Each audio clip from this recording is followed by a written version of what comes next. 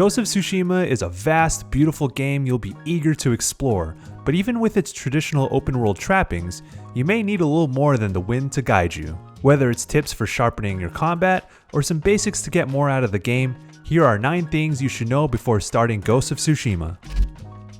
Character tales are side quests that pop up as you recruit more of the characters who support Jin in defending the island of Tsushima. Once you have them on your side, these quest lines will open up, and these are the important ones you'll want to take on. Doing so not only provides more insight into who these characters are, but gets you new gear and upgrades as you progress in them. It's also worth noting that character tales are written to be played alongside the main story, and if you hold off on them till the late game, these stories won't really hit the same.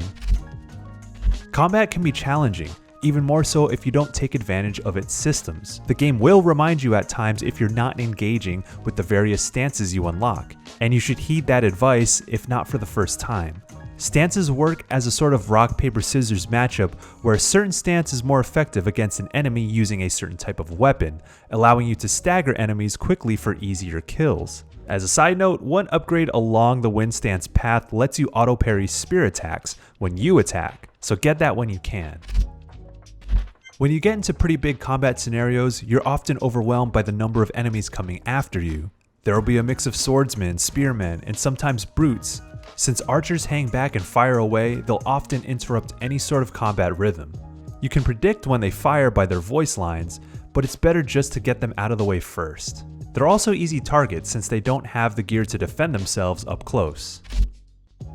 You might be inclined to reserve arrows for long-range situations, but your bow can be clutch for thinning out enemies at close range. It's pretty satisfying to activate concentration and line up a headshot to take down an enemy that's charging at you. And since there's such a short delay between pulling out your bow, putting away your bow, and putting up your guard, you don't have to leave yourself vulnerable.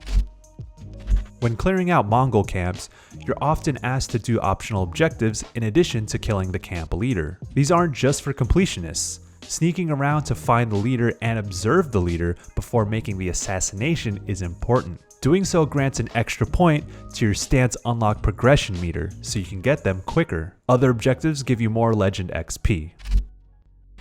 Smoke bombs are intended to obscure the enemy's vision so you can flee a large mob and make your escape if you're in danger. But actually, this is a prime opportunity to get some easy kills. Smoke bombs essentially put you into a stealth state, and if you have the chain assassination skill maxed, you can get 3 easy kills before dipping out or gathering yourself to take on the rest.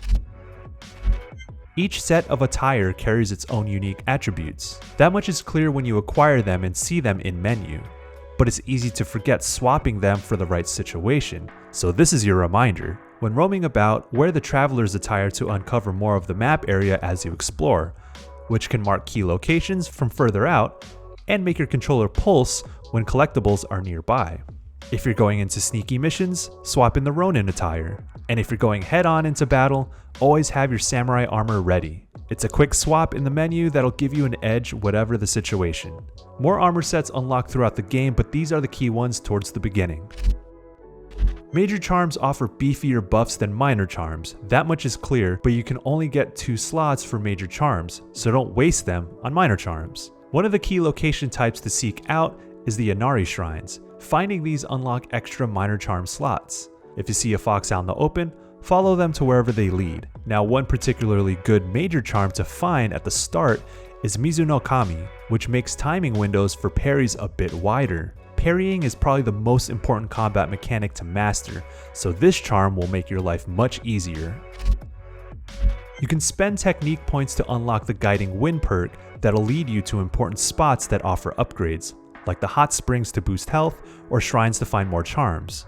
These aren't just things to check off of a list, since they have a fairly significant impact on your ability to survive and thrive in combat. You can check all the locations of the hot springs, bamboo strikes, shinto shrines, and more on GameSpot.com and circumvent it all together if you prefer. Those are just some of the basics you should keep in mind and make habits in the early goings of Ghost of Tsushima. We also have an advanced combat guide that goes into detail for becoming a top-notch samurai or ghost, so check that out here on GameSpot. Thanks for watching.